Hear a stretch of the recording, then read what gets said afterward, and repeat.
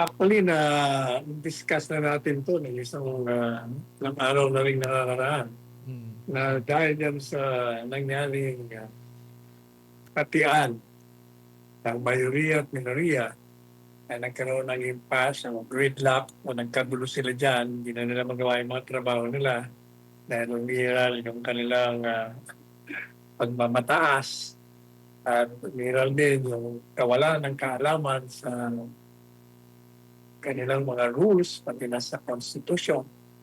Kaya sinabi natin, yung paglabas ni Senador Bato ay nagkaroon ng balasahan sa Senado, nagkaroon ng palitan ng liderato sa Senado, and at the same time, naging dahilan din upang itong gobyerno makialam at gustong arrestuin naman itong si Bato na questionable. Pero madalit sabi, nung umalis si Senador Bato, nagkaroon na naman ng girian dyan.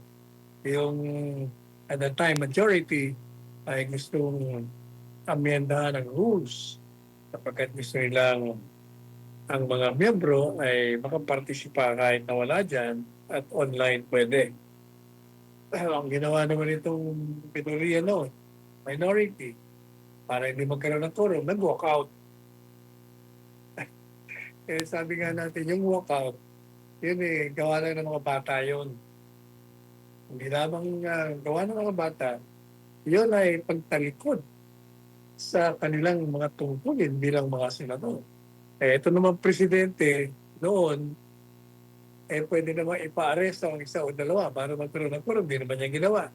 Ang ginawa nila, ginantihan nila ng boycott na mali rin. Mali rin sapagkat hindi kailangan silang boycott. Nasa mayoriya na nga sila. At trabaho nila na gawin ang kanilang mga tungkulin bilang mga senador. Pero hindi nila ginawa yan. Tuloy, nang nawala sila, nakakita ng puwang ng opening o nagkaroon naman ng balasan dahil lumipat yung isa. Lumipat. Naging 12. At nagkaroon sila ngayon ng botohan. At nanalo naman yung mayoriya. Pero questionable na rin dahil 12 lang. Pero nung lumipat pa yung isa, nagkaroon na ng bagong presidente ng Senado. Ngayon, katatapos lang yan, ngayon na naman, meron na naman silang suliranin na pilit nilang tutuldukan ito sapagkat hindi na naman nila maintindihan kung anong gagawin nila sapagkat sa ating saligang batas, pag ang presidente ay na-impeach at dadaan sa isang paglilitis o impeachment trial, ang Chief Justice ng Korte Suprema ang mag-preside.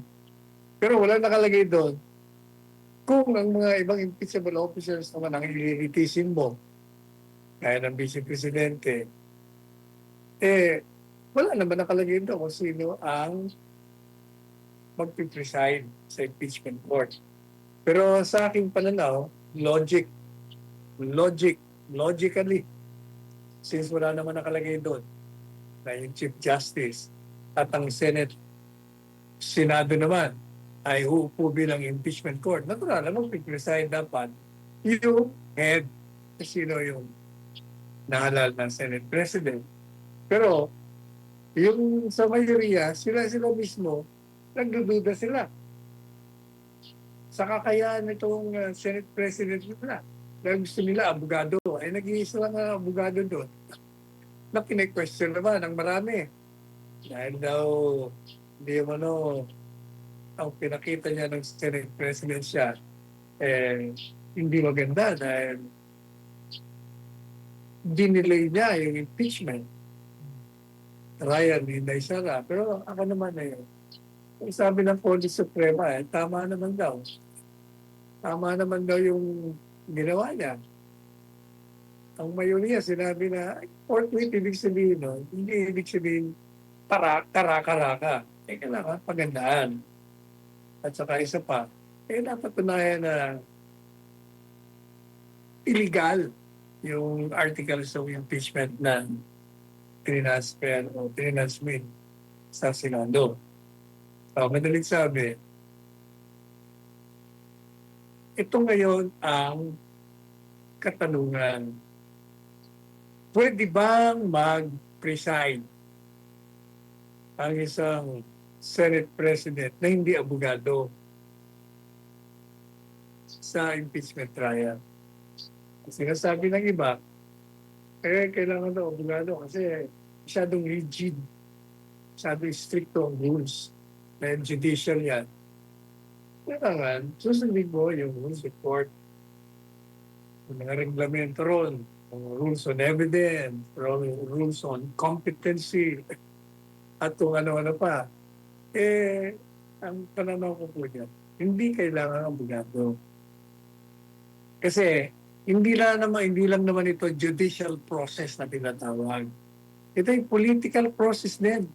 Kaya ibig sabihin, yung mga struktura na napaka-higpit ay hindi yung kailangan pairalin. Ang mahalaga, yung sa impeachment trial, lumabas ang katotohanan kung may kasalanan o walang kasalanan ang akusado. Yan ang mahalaga dyan.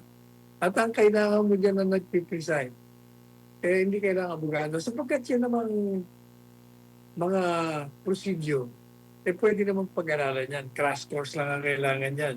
Isa pa, yan namang lahat sila dyan, halos para pareho sila, nag-preside sila yan sa Senate session.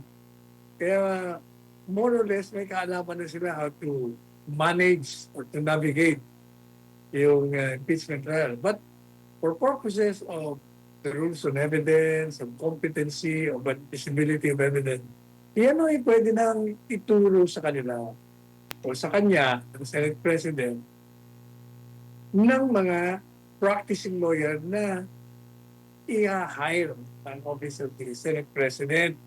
Pangalawa, ang gagawin niya lang, panuorin niya lang yung mga impeachment trial na nakaraan niya. At siguradong matututo siya. Kasi maliwanag naman, may mga video tayo doon, may mga record tayo doon. You go over the transcript, when you watch the proceedings, marami ka matututunan. Pangatlo, alam po ninyo, kailangan talaga dyan, isang presiding officer na walang pinapanigan, objective siya, walang bias, at may sentido common sense, may talino, at kayang-kayang i-preside yan. Nagtataka naman ako dito sa mayoriya, naghahanap pa ng iba. Yan si Senador Sherwin Gatchalian, Senate President ngayon. Kung makikinig ka sa mga pahayag niya, sa kanyang partisipasyon sa sesyon, sa mga committee hearing, yung kanyang mga interviews, makikita mo na matalino itong taong ito. At may sentido kumuha. At saka wala siyang bias. Hindi siya prejudice. Hindi siya nadadala ng partisanship. Nag-iisip, kumbaga. May sariling prinsipyo. At di naman ako nagtataka kasi itong mga kapatid nito, lahat sila, may apat yan magkakapatid sa gobyerno. Yan si Senate President Sherwin Gatchalian, naroon yung Congressman ng 1st District ng Valenzuela, kapatid niya, si Congressman Kenneth. Naroon ang mayor ngayon, na dating congressman, si Mayor Wesley Gatchalian. At yung cabinet secretary na si Secretary Rex Gatchalian. Ito pong apat na ito, lahat sila ay US educated. Sa Boston, sa Sampa, dalit sabi, may maganda mga background nila. At saka, ang mahalaga sa akin, itong apat na itong anak ni William Gatchalian, D. King Gatchalian. Mukhang maganda ang pagpapalaki sa kanila kasi hindi sila mayayabang Hindi sila mga tipong self-entitled considering na mga ang pamilya nila eh bilyon-bilyon ang kanilang ari-arian. Madalas sabi bilyonaryo yung pamilya to, pero hindi ka makikita ng yabang sa mga anak nito. Maganda ang palakad sa kanila. Kaya sa loob ko lang, itong mga mayoriya, mga senador, bakit pa kayo nagdududa dyan sa inyong Senate President? Una-una, binoto niya yan. Dahil binoto niya Senate President, at alam niya naman ang tungkulin ng isang Senate President, apart from presiding on legislative work, eh siya rin ang uupong presiding officer ng impeachment trial. At siya naman ang sinasabi ng rules nyo. Binago nyo, pero ganun pa rin. Ang sinasabi nyo doon, ang Senate President ang uupo, pero kung gusto nyo palitan, pwede. Pero hindi na kailangan. Dahil okay na itong Senate President nyo. Mabuti kung ito'y may reputasyon na magnanakaw. Wala naman. Ito'y may reputasyon na prejudice o bias, walang prinsipyo. Kagaya ng hindi ilan sa inyo na may mga kaso at ubod ng yayabang pa, kumakaasta. Ito hindi ko nakita kayabangan tong si Sherilyn Gardiana. Malumanay magsalita, hindi basta pabugso-bugso, hindi kagaya ng magkapatid dyan. Naku, kung yabang ng makikita natin. Mas, ganit sabi, hayaan nyo na. Ang mahalaga, magkaroon kayo ng isang presiding officer na hanapin ang katotohanan. Hindi magpapadala sa agos, sa pressure ng kung sino-sino. At titingnan niya yung totoo. Ano ba? Yan bang articles of impeachment? Batay ba yan sa tamang mga akusasyon na may ebidensya? Kasi titingnan mo kung ako ang isa sa kanila ako mismo, pinalata ko, dismiss na natin to, kalokohan lang to, sinasayang lang natin ang oras nito. Pero, siyempre, sila nagde-design dyan. Kaya, kung ako kayo, huwag na kayong maghanap pa ng presiding officer. Okay na yung presiding officer ninyo. Si Senate President Sherilyn Garcia. Kaya walang sinabi natin, yung saligang batas ay hindi naman na nag-uutos na pag ang impeachable officer ay vice presidente, ang presiding officer abogado. Wala niya. Kaya hindi na kailangan pagpilitan niya. Pangalawa, itong Senado, dapat po kayong mag-isip na kailangan ang inyong deliberation dyan ay hindi mamamarkahan ng politika, ng pagkapartidista, ng bias, ng prejudice. Kailangan kung ano lang ang totoo. Kailangan makitang pantay-pantay ang pantingin nyo sa lahat ng mga sandalawang panig. Hindi kayo po pwedeng kakampi. Kung ano yung totoo, doon kayo pumunta. Sapagkat dapat mawari nyo na, ma-realize nyo, na impeachment trial na yan ay mapanganib sapagkat yan ay nagdulot na nga ng paghahati-hati ng mga Pilipino, ng iba't ibang grupo. At there are inflamed passion already. At maaaring ito ay magdala sa atin sa isang rota na delikado, catastrophic. Sabi ko nga sa artikulo natin. Kaya kailangan ayusin yun. Kailangan hindi ka mamantsahan ng impeachment trial ng kawalang-hiyaan, ng irregularidad, ng politika. Kailangan maayos.